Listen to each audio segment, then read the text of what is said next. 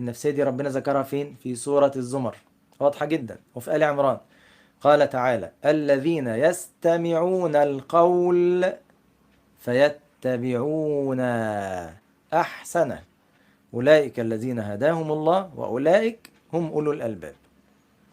أولئك هم إيه؟ هم دول عاقلين. بس افتكر التانيين قالوا لو كنا نسمع وإيه؟ نعقل. دول بقى هم الوحيدين العاقلين في الزمن ده كله، الذين يستمعون القول فيتبعون أحسنه. ربنا قال عنهم، قال في سورة آل عمران ربنا إننا سمعنا مناديا ينادي للإيمان أن آمنوا بربكم فإيه. بص بقى كل ده كم واللي جايكم فآمنا، دي أهم حاجة. أهم حاجة الكلمة دي فآمنا اللي هو رد الفعل. فآمنا ربنا فاغفر لنا ذنوبنا كفر عنا سيئاتنا وتوفنا مع الأبرار. منور عبد الرحمن.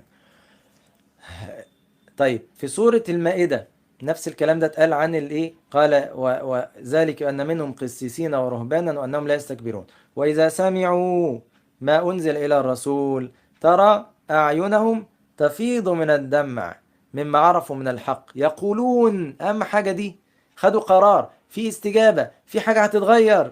يقولون ربنا آمنا فاكتبنا مع الشاهدين وما لنا لا نؤمن بالله وما جاءنا من الحق ونطمع أن يدخلنا ربنا مع القوم الصالحين فأثابهم الله بما قالوا. خد بالك ربنا قال هنا فأثابهم الله بما قالوا، رغم ان هم عملوا 3 حاجات. خد بالك هم سمعوا وبكوا وقالوا.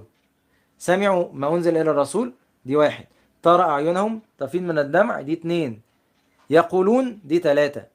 طب ربنا لما أثابهم بما إيه؟ بما سمعوا؟ لا. بما بكوا؟ لا. بما إيه؟ بما قالوا، اللي هو القرار، اللي هو التغيير، اللي هو ايه الاستجابة.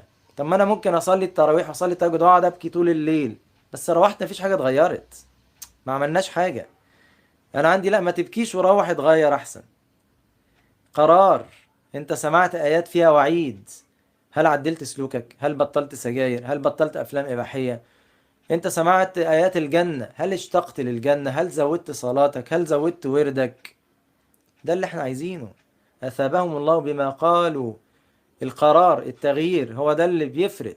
جنات تجري من تحتها الأنهار خالدين فيها وذلك جزاء المحسنين.